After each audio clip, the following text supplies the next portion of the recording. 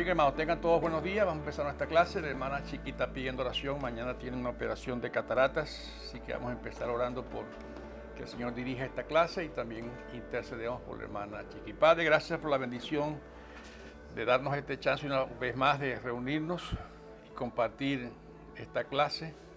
Pedimos tu dirección y tu bendición en lo que hagamos, Señor. Sin ti, de nada vale el resto de las cosas. Te queremos poner en tus manos a la hermana Chiqui. Tú conoces su salud, conoces su corazón, su amor, Señor, que tú has puesto en ella. Y pedimos que mañana por la mañana, cuando ella se enfrente a esta operación, tú le des tranquilidad y paz en su corazón. Paz de mente. Tú vas a estar dirigiendo a los médicos y vas a estar dirigiendo también su propia salud. Pedimos tu bendición sobre ella y también por este muchacho que sigue con necesidades físicas, que tú, Señor, sigas guardando su vida y le ayudes a tomar decisiones. Sobre todo que pueda llegar a conocerte, es nuestro deseo. Dirígenos, abre nuestro corazón a tu palabra, que tu Espíritu Santo nos dirija en lo que hagamos. En Cristo Jesús, amén y amén. Bien, hoy nos toca... Sí, por favor, hermano. Cierre la puertita. Dime, hermano. Por favor, que tengan en oración también a mi hija Nana, que ella tuvo una operación el miércoles pasado de tonsils, y entonces ella todavía no se siente bien, por eso que Terry no está aquí, porque ¿Cosa es la tiroide? Tonsils. No, era Amígdalas. Ok. Está bien. Nana, ¿no? Sí, y La que esa yo te- operación de adulto Sí, es más fuerte. duele mucho. Claro. Al final oramos por ella entonces, pero vamos a recordarla. La hija de nosotros. Bueno, de ella. sí, pero... Bien, hermano, vamos a empezar. Vamos a estar trabajando hoy, ya comenzando, como comenzamos la semana pasada, Corintios 1 y 2. Vamos a estar trabajando del 3 al 11. Tengo un problema serio con Corintios. Segunda de Corintios, es muy bueno. Es muy bueno porque Pablo, se está detallando mucho los problemas con la iglesia y Pablo está defendiendo su ministerio. Ahora, recuerden una cosa, qué fastidioso es defenderse uno mismo. ¿Verdad? Lo sabemos. Que otros hablen bien de uno, esto es muy bueno. Pero defenderse uno mismo de las cosas que le acusan es difícil. Pablo, lo dije la semana pasada, aunque presenta sus argumentos de manera muy fuerte, lo combina con un amor pastoral por esta gente. Recuerden que esta iglesia la fundó Pablo. Así que eran sus hijos espirituales. Y como padres, lo dijimos la semana pasada, a veces tenemos que ser fuertes con los hijos, pero a la vez tenemos que ser también cariñosos y amorosos porque tampoco podemos tratar a nuestros hijos como déspotas. Y es lo que está haciendo Pablo aquí. Ahora, la clave que él tiene es que todo lo va a hacer por amor a ellos y por amor a Cristo. Por cierto, los que tienen Netflix en sus televisores, les animo a ver la película La Colina, The Hill. No sé si Pierre la ha visto. Es interesantísima. Es de la vida real, de un pastor y su familia en los años 1900, comenzando en los Estados Unidos, en Texas más que todo. Interesantísima la película, porque es un trato importante entre el padre y el hijo. Léanla si pueden los que tienen Netflix en su casa y los que no, pídalo prestado. Pero vamos a leer este pasaje, 2 Corintios 1, 3 al 11. Le voy a pedir que a dos personas lo lean. Pierre y Asti pueden leerlo. Cada uno lee la mitad. 3 al 11 son... 8. Ok, Asti comienza 3 al 7 y Pierre termina 8 al 11, por favor. Alabado sea el Dios y Padre de nuestro Señor Jesucristo, Padre misericordioso y Dios de toda consolación, que nos consuela en todas nuestras tribulaciones, para que con el mismo consuelo que de Dios hemos recibido, también nosotros podamos consolar a todos los que sufren. Pues así como participamos abundantemente en los sufrimientos de Cristo, así también por medio de Él tenemos abundante consuelo. Si sufrimos es para que ustedes tengan consuelo y salvación. Y si somos consolados es para que ustedes tengan el consuelo que los ayude a soportar con paciencia los mismos sufrimientos que nosotros padecemos. Firme es la esperanza que tenemos en cuanto a ustedes, porque sabemos que así como participan de nuestros sufrimientos, así también participan de nuestro consuelo. Hermanos, no queremos que desconozcan las aflicciones que sufrimos en la provincia de Asia. Estábamos tan agobiados bajo tanta presión que hasta perdimos la esperanza de salir con vida. Nos sentíamos como sentenciados a la muerte. Pero eso sucedió para que no confiáramos en nosotros mismos, sino en Dios, que resucita a los muertos. Él nos libró y nos librará de tal peligro de muerte. En Él tenemos puesta nuestra esperanza y Él seguirá librándonos. Mientras tanto, ustedes nos ayudan orando por nosotros. Así muchos darán gracias a Dios por nosotros a causa del don que se nos ha concedido en respuesta a tantas oraciones. Una de las grandes críticas que le hacían a Pablo para no reconocer esta gente, algunos de ellos, el apostolado de Pablo, es que Pablo sufría mucho y vivía muy mal. Era una de las grandes críticas que le hacían. Lo que pasa es que tu vida como que no refleja la bendición de Dios porque estás sufriendo todo el tiempo. Y Pablo se enfrenta a eso y empieza a discutir eso de una manera tan interesante. Primero empieza a presentar los temas y el propósito de la carta. Él hace un énfasis, recuerden que ya lo dijo al principio, ¿verdad? Pablo, apóstol de Jesucristo, hace ese énfasis. Es una carta, por decir así, divinamente inspirada, una carta legítima de Pablo.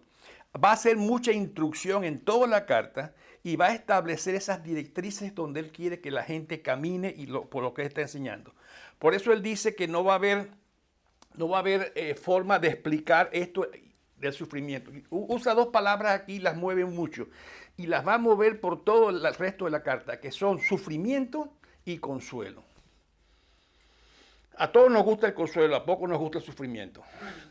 A mí por lo menos el sufrimiento no me atrae mucho, ¿verdad? Pero él va a usar esta énfasis muy repetitivamente durante toda la carta.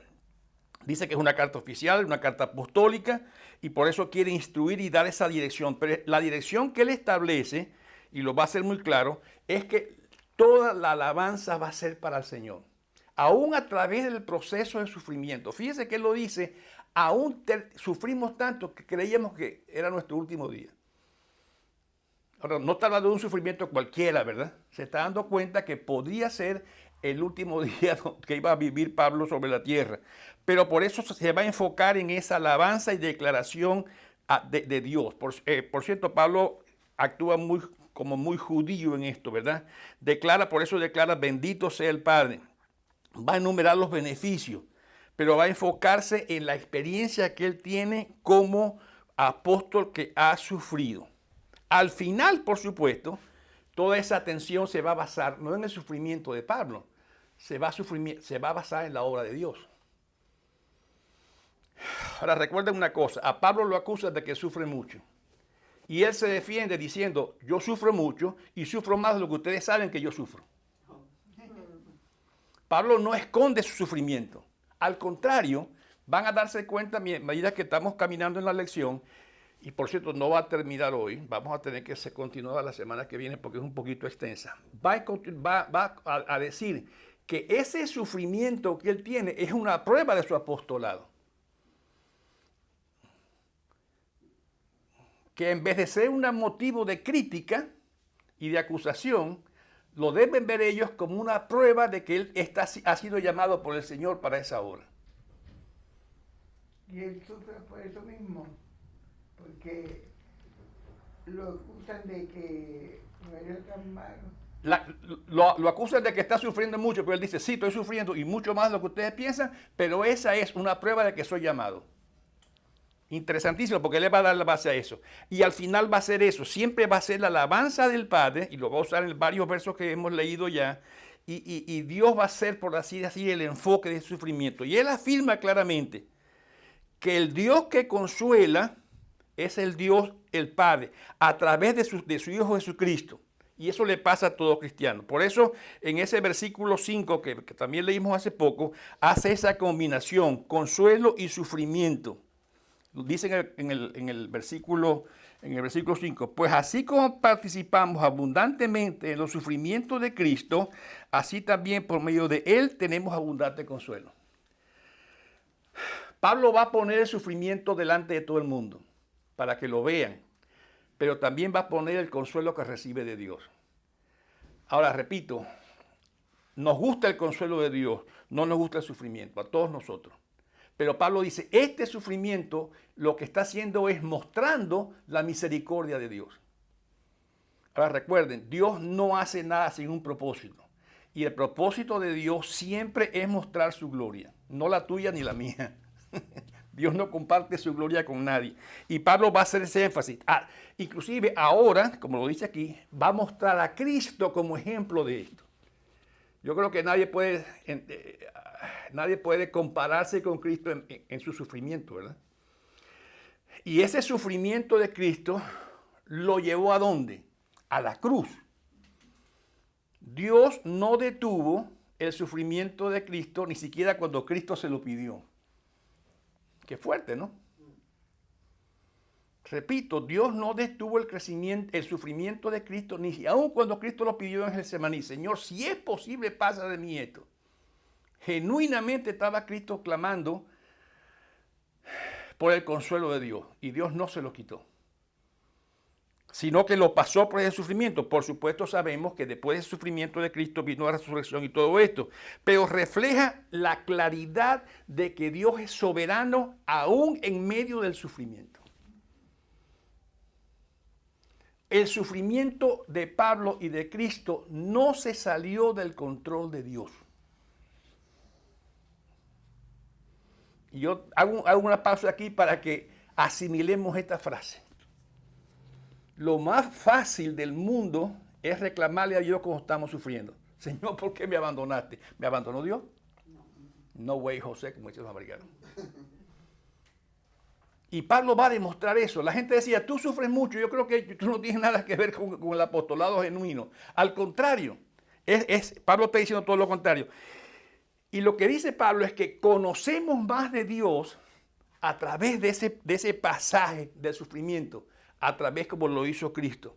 Y por eso podemos conocer entonces, aún en esos momentos difíciles de sufrimiento, podemos conocer la misericordia de Dios y el consuelo de Dios.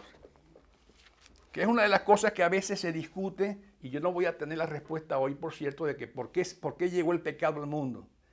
Lo que los grandes teólogos dicen, que tampoco tienen la respuesta, por cierto, es que a través del pecado se mostró una cantidad de evidencia de la misericordia, el poder, la gloria y todo y el amor de Dios, que no se hubiera podido conocer a menos que sucediera esto. Un día Dios dará toda respuesta, yo no pienso darlas hoy, por cierto. Pero Pablo va a decir que esto es la característica del Padre. Por eso en todo el tema principal de Corintios va a hablar del consuelo. Pero no un consuelo humano, sino un consuelo que viene de Dios, aún en medio de la aflicción y el sufrimiento. Y recuerda una cosa, esto en Pablo, y esta explicación que empezó aquí, lo va a continuar por toda la carta. Y cuando lleguemos al capítulo 12, casi al final de la carta, van a ver que se va a enfatizar más. Y él hace un énfasis de consuelo que aparece muchas veces, y aparece el término aconsejar también, y el apóstol, por eso llaman a Pablo el apóstol del consuelo, y especialmente 2 Corintios, la epístola del consuelo, porque hace mucho énfasis en esto. Pero cuidado, el tema del consuelo siempre va aparejado con el sufrimiento, porque no necesitaríamos consuelo a menos que haya sufrimiento. Y yo diría que esta es la forma difícil de ver esto, porque hermanos, lo primero que yo hago, y ustedes también, es reclamarle a Dios cuando empezamos a sufrir algo y nos quejamos. No le pregunten a mi esposa si yo me quejo, porque va a decir muchas cosas. Porque a todos nos pasa. Porque lo primero que hacemos es decir, ¿por qué a mí me pasa esto? Y no entendemos, ¿perdón? ¿Por qué no? Y no entendemos que Dios está trabajando a través de todo eso. Por eso lo va a repetir muchas veces Pablo en esta carta, cantidad de veces. y en este pasaje especialmente, habla mucho del consuelo, pero también del sufrimiento, sobre todo de las promesas de consuelo que Dios tiene. El énfasis principal siempre va a ser que en ese sufrimiento y en ese dolor, Pablo va a encontrar un propósito en todo esto, como apóstol. Por eso va a usar ese ejemplo de su propio sufrimiento. Y no quiere que se hable mal de eso. Él quiere defender su ministerio porque es una fuente de crecimiento y de veracidad. Lo que está diciendo es, mi debilidad es una prueba de que Dios me está usando. Mi propia debilidad es una prueba de que Dios lo hace. ¿Por qué? Porque lo más fácil del mundo es ponerme yo como el que logra las cosas. Si yo soy fuerte, por supuesto yo puedo empujar este carro porque soy fuerte. Pero si fuera débil, dijera, no lo puedo empujar, Dios tiene que hacerlo por mí. Un ejemplo sencillo, ¿verdad? Si yo logro las cosas por mi propia fuerza, soy yo quien la está logrando. Pero cuando el sufrimiento o la situación difícil está sobre mi cabeza, ahí es donde colgamos los guantes y decimos, Señor, se acabó esto. O tú lo haces o no puedo dar un paso más. Y ahí es donde ¿qué es lo que pasa? Donde Dios se glorifica. Porque Dios se glorifica cuando yo dejo de patalear para no ahogarme. Y me entrego en sus manos. Por eso Pablo va a hacer mucho énfasis. Él quiere fortalecer a los fieles, ganar a aquellos que lo están criticando y entiende que su defensa es legítima. Porque él está luchando por el crecimiento y la edificación de esta iglesia que él ama tanto y que él mismo fundó. Por eso hay que entender, y Pablo lo va a explicar muchas veces en su carta, que el sufrimiento tiene un propósito inspirado, divino, ordenado por Dios. Porque ese sufrimiento tiene un papel en la vida de Pablo y en la vida de Corintios también. Alguien puede leer en Hechos 9, 15 y 16. Hechos 9, 15 y 16. Y al final me explica las últimas, no me lo explique, pero para que vean la última frase que usa el Señor ahí. Hechos 9, 15 y 16. Usa una frase muy complicada. Ahí está este pasaje. Hechos 9, no, léalo, no se preocupe, no vas a tener que explicarlo. 9, 15 y 16. Ve, insistió el Señor, porque ese hombre es un instrumento escogido para dar a conocer mi nombre tanto a las naciones y a sus reyes como al pueblo de Israel. Yo le mostraré cuánto tendrá que padecer por mi nombre. Le está hablando a este señor que fue a ayudar a Saulo de Tarso después que cayó del caballo, no sabemos que se cayó, pues se cayó por la luz, quedó ciego. Y la frase final es contundente, el verso 16.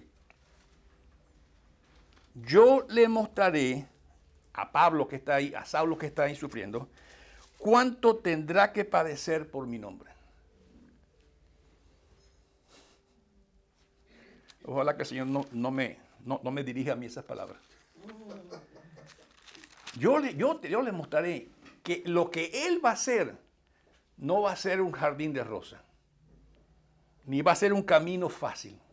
Lo que Él va a hacer, va a ver que tiene que sufrir por lo que tiene que hacer. Por eso va a hacer ese énfasis tan importante, Pablo, en todos estos pasajes. Y él empieza, por supuesto, alabando a Dios en todo esto. Porque siente satisfacción que en eso que ellos se están refiriendo a su debilidad es más bien su fortaleza, el sufrimiento que está pasando. Por eso hace ese llamado principal. Siempre debemos reconocer y alabar a Dios en medio del sufrimiento porque sabemos que hay un propósito y sabemos que también hay un consuelo. A veces creemos que el consuelo puede ser librarme del asunto, pero para Cristo no fue así. Y es nuestro mejor ejemplo de consuelo. A Cristo Dios no lo libró de su sufrimiento, punto. Lo pasó por el trabajo completo. Por eso es, ¿perdón? Tremendo sufrimiento, ¿verdad? siendo su hijo. Ahora, si Él fue su hijo, ¿qué puede hacer con nosotros? Lo que Él quiera, ¿verdad? Por eso rechaza esa idea y llama a los corintios a unirse a Él en alabar a Dios, aún por las aflicciones que Él experimenta. Y lo hace en el nombre de Cristo y en el nombre de la iglesia. Y Él les advierte, esto, si ustedes no hacen esto, y lo va a hacer en varios capítulos en adelante, en el 5, en el 13 en adelante, el juicio de Dios viene sobre ustedes, les está advirtiendo esto. Después voy yo mismo y les voy a visitar y les voy a hablar fuerte. Por eso les dice en el capítulo que estamos leyendo, deben arrepentirse en estas cosas y muestren ese arrepentimiento apoyándome y alegrándose y alabando a Dios por todo esto. Ahora, lo que él hace es una oración de alabanza por ese consuelo, y al principio, ¿verdad? Ahí al principio donde empieza a hablar en el 3, 4, 5, 6 y 7. Y empieza alabando a Dios. ¿Y qué es lo que dice? Alabado sea el Señor y Padre de nuestro Señor Jesucristo. Alabado sea Dios y Padre de nuestro Señor Jesucristo. Padre misericordioso y de toda consolación. Pablo pone esa base ahí. Es un estado presente. El consuelo de Dios no es una terapia de autoconsuelo. No. El consuelo de Dios es un estado presente de paz aún en medio de la adversidad. Por eso dice Cristo que la paz os dejo, mi paz os doy. No la paz del mundo. La paz del mundo es que, ¿en qué se basa? Cuando estoy en el banco, tengo buena salud, tengo buen trabajo, mi familia está todo bien. ¿Está gobernando el presidente que yo quiero? No, ese no. ¿Ah? Voy de vacaciones. ¿Qué paz tan buena hay aquí? Pero no. Pablo está diciendo que el consuelo de Dios viene aún en medio de la adversidad, del sufrimiento. Porque hay una disposición, una confianza de que Dios va a obrar. El consuelo de Dios no se basa en mi estado físico o emocional, se basa en el carácter que Él tiene. ¿Ha abandonado Dios a su pueblo? Jamás. ¿Abandonó Dios a Cristo? Jamás. ¿Nos abandonó a nosotros? No, jamás. Si Dios lo hizo en el pasado, de liberar a su pueblo, por supuesto que también lo hará en el presente y en el futuro. Hay cantidad de versos bíblicos que nos hacen ese énfasis. ¿Alguien puede leer en Salmo 46:1? Los otros no los vamos a leer, pero se los voy a nombrar por lo menos, para que los tengan en la memoria. Salmo 46:1.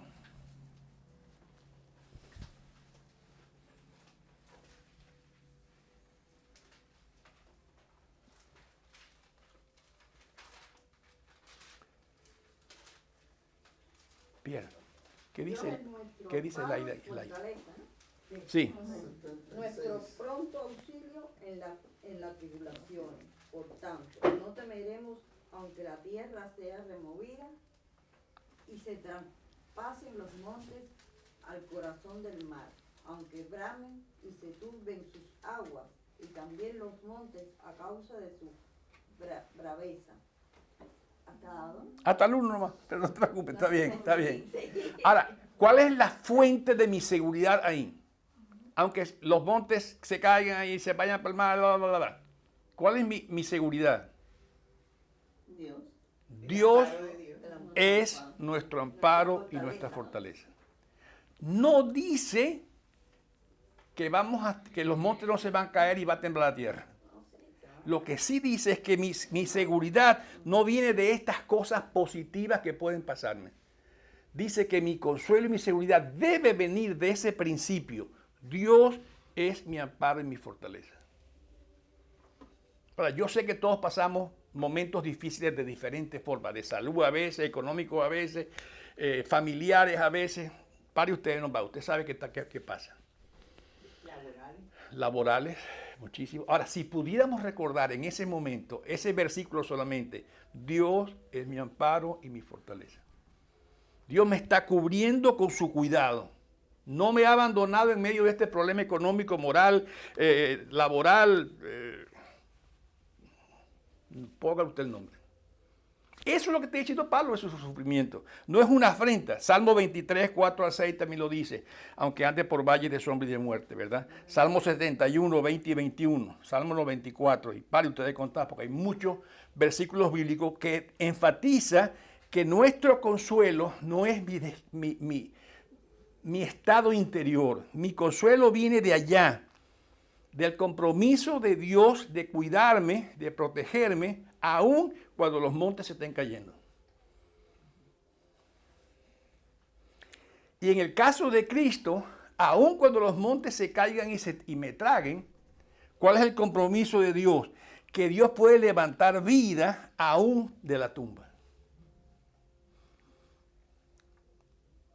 A Cristo no le detuvo el sufrimiento, ni le detuvo su problema. Se lo llevó a la tumba. Pero de ahí Dios le levantó y Pablo era la seguridad. Por eso dice, estoy sufriendo como si fuera, como si ya no pensaba que no iba a vivir. ¿Dónde lo dice, Dios mío? Sí, ahí donde leímos. Aquí en el versículo 8, ¿verdad? Hermanos, no queremos que desconozcan las aflicciones que sufrimos en la provincia de Asia. Estamos tan agobiados, bajo tanta presión, que hasta perdimos la esperanza de salir con vida. Nos sentimos como sentenciados a muerte. Pero eso sucedió para que no confiáramos en nosotros mismos, sino en Dios, que resucita a los muertos. Pablo dice, si muero, voy a confiar en Dios, que Él hasta puede darme la vida para yo seguir. Recuerden que varias veces dejaron a Pablo tirado porque primero estaba muerto. Quizás estaba muerto y yo lo resucito otra vez, ¿verdad?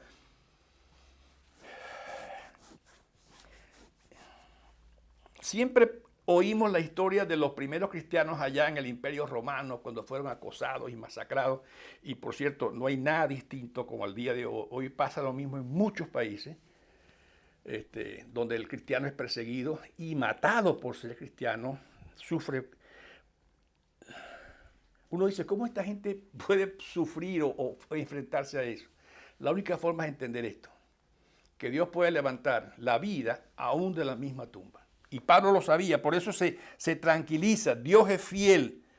Y Pablo transmite esa seguridad y lo dice con más claridad. ¿Para qué pasa esto? ¿Ustedes vieron la respuesta ahí? ¿Para qué pasa esto? Para que confiemos en Dios. Y para que Dos. con el mismo consuelo que recibimos, consolemos. Perfecto, dos propósitos. Primero, para que la gloria sea de Dios. Porque si yo salgo de mi problema, yo solo, la gloria es mía. Y lo segundo es para que también podamos ayudar a otros y consolar a otros. ¿Con qué? Con el consuelo que recibimos.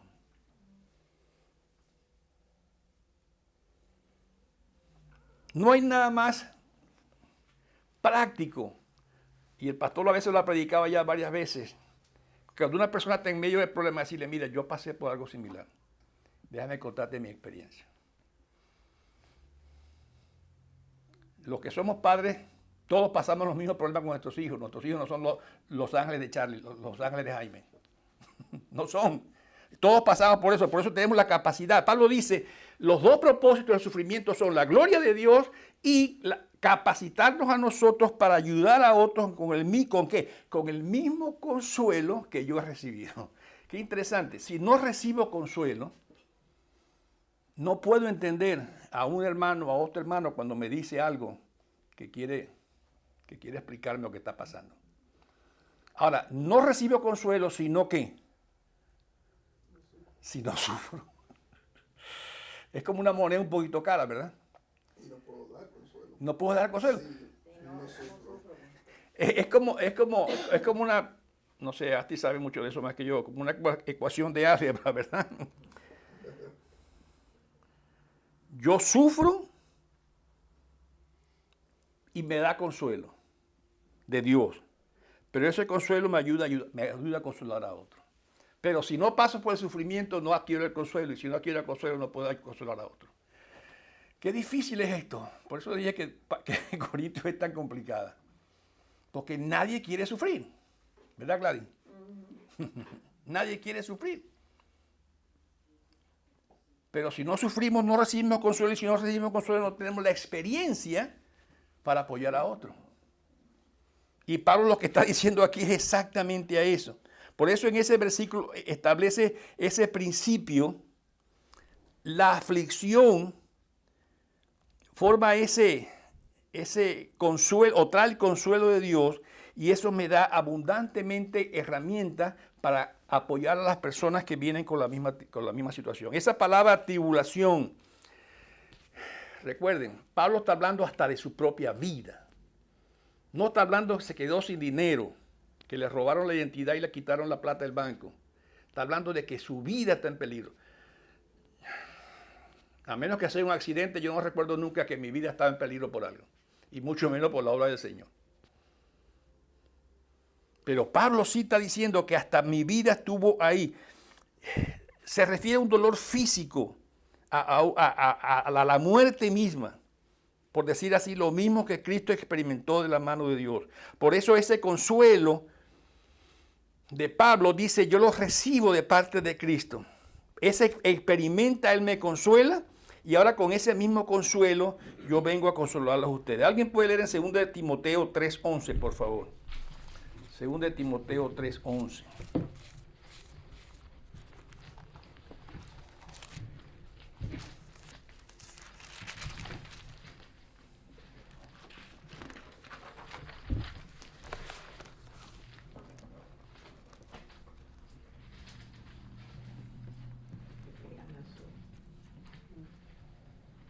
O lo lee usted, lo leo yo.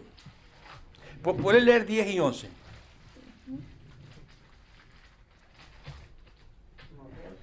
Segundo Timoteo. Léalo que lo tenga porque se pasa el tiempo. Tú, en cambio, has seguido paso a paso mis enseñanzas, mi manera de vivir, mi propósito, mi fe, mi paciencia, mi amor, mi constancia, mis persecuciones y mis sufrimientos. Estás enterado de lo que sufrí en Antioquía, Iconio y Listra, y de las persecuciones que soporté. Y de todas ellas me libró el Señor. Qué hermosísima lectura, ¿verdad? Pablo está haciendo un recuento de todo lo que pasó. Y al final dice, de todas ellas me libró el Señor. Pero recuerden, Pablo sabía que aunque no lo librara, el compromiso de Dios, porque recuerden una cosa, el consuelo que Pablo está compartiendo proviene de un conocimiento pleno de Dios y de un conocimiento de que Dios se ha comprometido a liberar a su pueblo y a liberarlo a él. Y es lo que trata de transmitir a la gente de Corintio. Dios se ha comprometido. Dios ha puesto su palabra con nosotros. Y estoy seguro que siempre Dios cumple su palabra.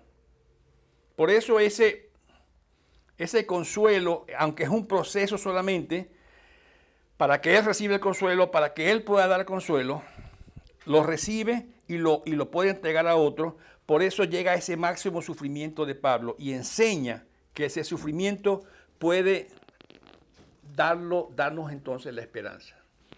Lo primero que tú y yo perdemos cuando empezamos a sufrir es la esperanza. Y es lo que Pablo quiere más bien enfatizar. Lo único que nos puede a nosotros mantener de pie y apegados al Señor en medio del sufrimiento es la esperanza. Y Pablo dice, Dios no ha fallado. Y tengan ese conocimiento, hermanos, que si Dios no ha fallado en el pasado, no va a fallar ahora. Tengan esa seguridad en el presente, así como lo vieron en el pasado. Que esas aflicciones Dios las puede recompensar, las puede sacar. Por eso habla de Dios como el Dios de todo consuelo. Por eso honra a Dios a través de ese ministerio de consolación que Él está haciendo. Aunque pase sentencia de muerte. Él dice, esto no me descalifica como apóstol, al contrario, me califica no a mí, sino a aquel que me envió a mí. Porque Pablo no quiere aparecer nunca él como el protagonista de esto. Nunca. Siempre quiere poner el dedo en Dios. Él le responde a esta gente de esa manera. he sufrido mucho más de lo que ustedes saben, porque Él me puede sacar aún hasta de la muerte. Aunque a Cristo lo llevó al final, lo resucitó de esa tumba que todos ya hemos oído hablar muchas veces. Y a través de esto, de esa muerte de Cristo, Pablo entonces es confortado, asociado. Si a Cristo lo sacó, a mí también lo hará también, ¿verdad? Y lo puede experimentar ahora en mí mismo, ese proceso de resurrección. Por eso, en ese versículo 10 hace ese énfasis. Él nos libró y nos librará del peligro de muerte. En Él tenemos puesta nuestra esperanza y Él seguirá librándonos. Qué difícil sería ponerse en los zapatos de Pablo. Pero recuerden, Pablo no dice, yo llevo los zapatos. Lo que dice es, Cristo los lleva. Yo lo que hago es montarme en los hombros de Cristo. Nosotros tenemos mucha, siempre tensión en esto, porque creemos que podemos hacerlo nosotros. Por eso Pablo lo llama, esta es una esperanza divina, no nuestra. Los que hemos estudiado también la historia de los amigos de Daniel frente al horno dijeron, adelante, Faraón, tíranos al horno, que Dios puede librarnos. Y si no nos libra, igual vamos a seguir fuertes.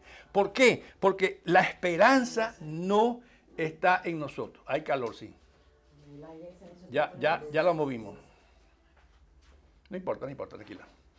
¿Ok? La esperanza no está en nosotros. Por eso Pablo apunta a dar la gloria y darle la honra a Dios. Porque Dios es capaz de liberarnos aún después de la muerte. Y es lo que va a hacer.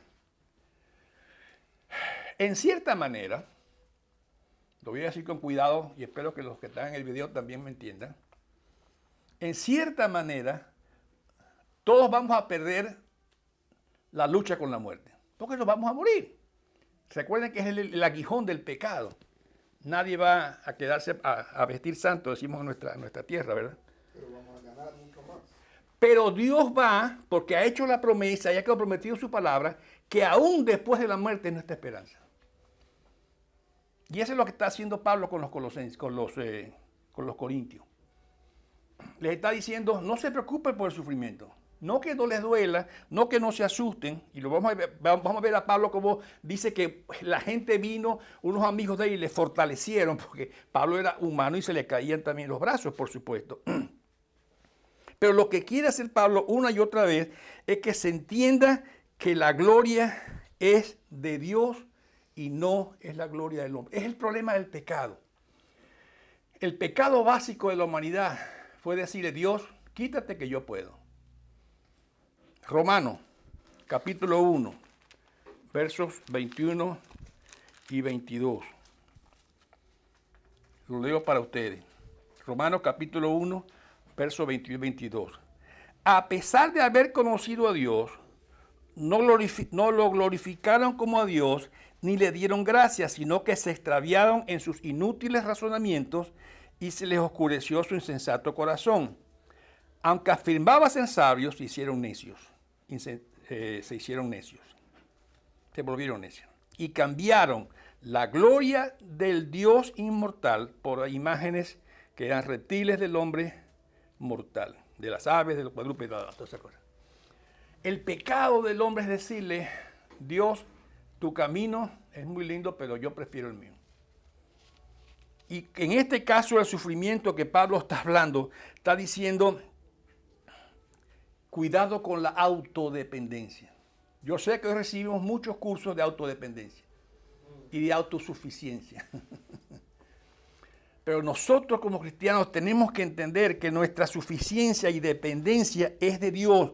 Por eso hace esos tres propósitos. Primero, declara que el consuelo viene de Dios aún en la adversidad. Declara que el sufrimiento es legítimo porque eso le da capacidad de ver la gloria de Dios y de apoyar a otros. Y también invita a los corintios a unirse a él en todo este proceso que le está enseñando.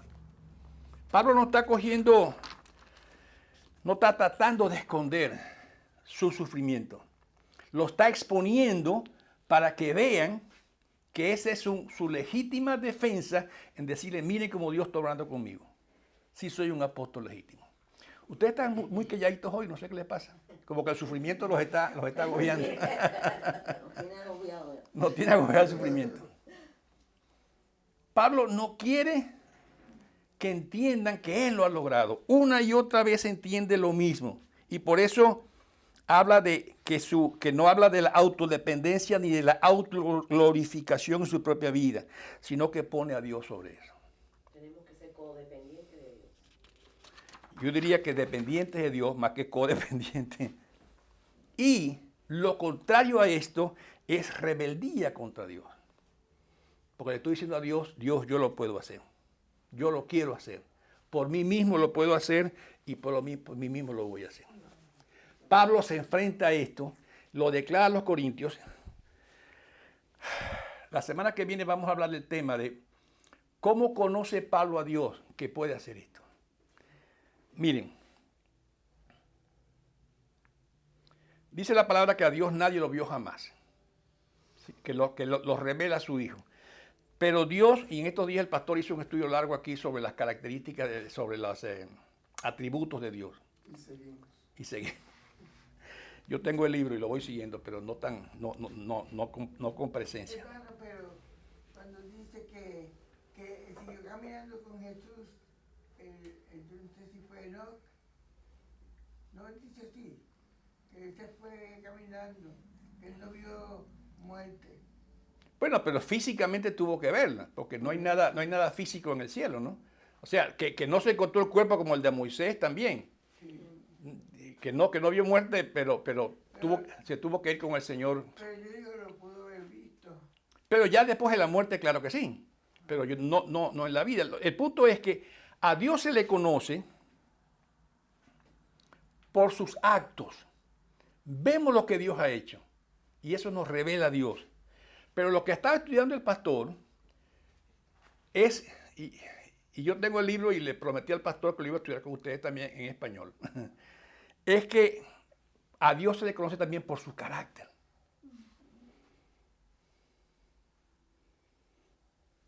Y eso es lo que se va a meter Pablo en la próxima clase. Conocer a Dios en su carácter. Porque sus hechos son visibles, pero sus hechos dependen de quién es Él. Los hechos son muy públicos, el carácter es muy privado. Pero si yo no tengo un carácter en Dios privado, mis hechos en público no van a ser muy buenos. ¿Me expliqué? A veces queremos aparentar un carácter. A veces queremos aparentar con actos que yo soy bueno.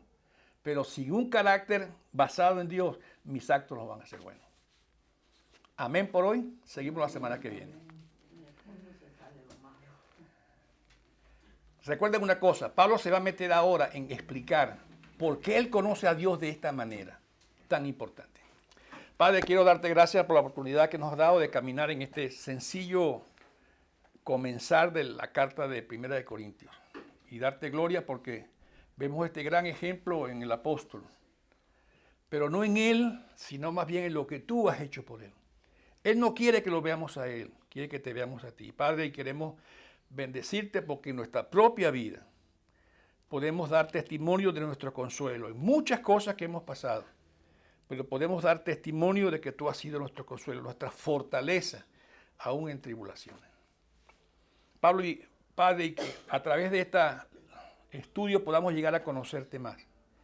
Y aún como dice el Salmo que leyó mi hermana, aunque los montes se caigan y sean echados en el mar, que nuestra confianza sea tal en ti, Señor, porque has demostrado una y otra vez tu compromiso de salvar a tu pueblo, aún después de la muerte. Quiero pedirte también y poner en tus manos a la hija de Pierre y Tere, que va a ser también este proceso, Lala, Nana. El Señor sabe. Que tú también estés con ella, Señor, guardándole en ese proceso operatorio y también le des consuelo a sus padres de que tú estarás con ella en ese momento. Gracias, Señor, por estas enseñanzas. En Cristo Jesús lo hago. Amén. Amén. Gracias, hermano. Gracias, pastor. Si ustedes se acuerdan de orar por Jonathan para que él haga los videos porque está muy atrasado, se los ruego. Muchas gracias. Dios le bendiga.